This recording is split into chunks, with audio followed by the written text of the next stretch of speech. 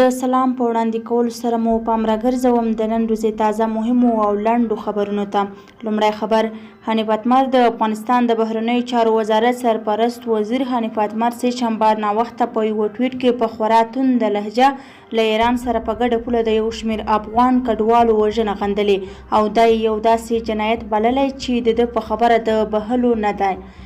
دوهم خبر: ولسمشر غني امنیتي ادارو ته سپارښتنه کړې چې د ګمرکونو او بندرونو د امنیت لپاره لا ډیر اقدامات ترسره کړي. د ارګ له مطبوعاتي دفتره په خپره شوې خبرپاڼه کې راغلي د حکومت د رهبرۍ غړو د ګمرکونو او بندرونو پر امنیتي وضعیت خبرې کړي. په دې غونډه کې د کندهار او هرات د ګمرکونو او بندرونو پر وضعیت بحث شوی او امنیتي ادارو ته سپارښتنه شوې چې له نوو معیارونو سره د بندرونو او ګمرکونو د ساتنې لپاره جدي اقدامات ترسره کړي. دریم خبر: امریکایي پوځ نور هم په افغانستان کې د هوایي بریدونو معلومات نه خپروو. امریکا وایي تر دې وروسته به په افغانستان کې د خپلو هوایي بریدونو په اړه معلومات نه خپروي. د امریکایي پوځ د مرکزي قومندانۍ ویان له رسنیو سره په خبرو کې ویلي چې له طالبانو سره د هوکړې له مخې او په افغانستان کې د روانې جګړې د کمیدو په موخه به له دې وروسته د هوایي عملیاتو او بریدونو په اړه معلومات نه خپروي.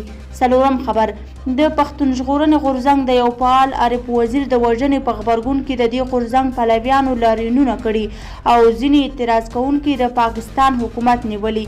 د پښتون ژغورنې غورځنګ مشر منظور پښتين نن پر پښتنو د لاریونونو غږ وکړ او په پایله کې په مردان د اسماعیل خان او بنو کې لاریونونه وشول او یو شمېر اعتراض کوونکي حکومت بندیان کړل. پنځم خبر: د افغانستان د ملي امنیت شورا وایي د طالبانو 52 نور زندانیان یې هم خوشي کړل. دغه شورا نن پر خپله ټویټر لیکلي چې دغه طالب زندانیان تېره ورځ د ولسمشر د هغه فرمان له مخې خلاص شول چې د مارچ په 11مه یې ورکړی دی. ملي امنیت شورا د طالب زندانیانو د خلاصولو هدف د کرونا وایرس د خپرېدو مخنیوی او د سولې بهیر کې د پرمختګ یاد کړی دی. دا وه زموږ د نن ورځې ویډیو. که مو ویډیو خوښه شوې وي نو ویډیو لایک او زموږ چینل سبسکرایب کړئ. له توجه څخه مو نړۍ منندوی یم. تر بیا ښې چارې.